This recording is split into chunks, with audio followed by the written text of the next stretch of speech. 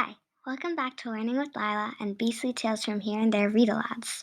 Today we are going to be reading Chapter 3, The Mouse and the Snake. One fine morning, two small mice, much against their friend's advice, visited a room where grain, undisturbed for months, had lain. Other mice had entered, none lived to eat and tell, not one. But the two friends, unpoliced, broke in and began to feast, and their laughter fell and rose, till their blood with horror froze.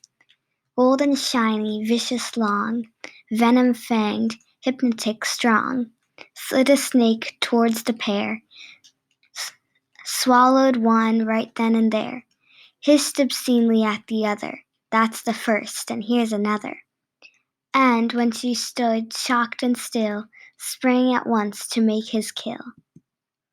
Suddenly the mouse unfroze, glared at him and twitched her nose. Every time he slid or sprang, dripping venom from each fang, out beyond his reach she leapt, till the snake, grown tired, crept to his hole, slid first his head, then his gleaming overfed trunk in, so that just his tail jutted out to thrash and flail. Swift as rage the little mouse rushed towards the killer's house. But his tail, once, twice, again, clung to it, wild with pain. Hissing wrath, the snake backed out, swerved his body round about, lunged towards the mouse and tried swallowing her, but she leapt wide. Every time he lunged, till he, wriggling back exhaustedly, slid inside his hole once more.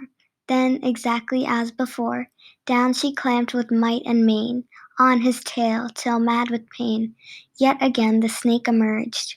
Thus the battle ebbed and surged, and the mouse fought on, till her strength was almost gone, when the snake, without a sound, spat the dead mouse on the ground, and with mangled slither stole, unopposed, into his hole.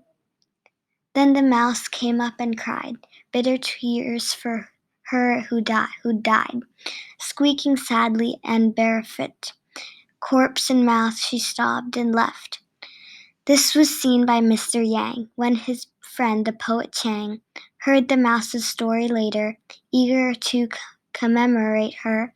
As he walked back to his house, he composed the faithful mouse, where in elegiac meter he extols the snake defeater, and in couplets sad and stoic celebrates her acts heroic, acts that prove that shock and pain, death and grief are not in vain, which fine lines, alive or dead, neither of the mice has read. Thank you for listening to Beastly Tales from Here and There Read Alouds.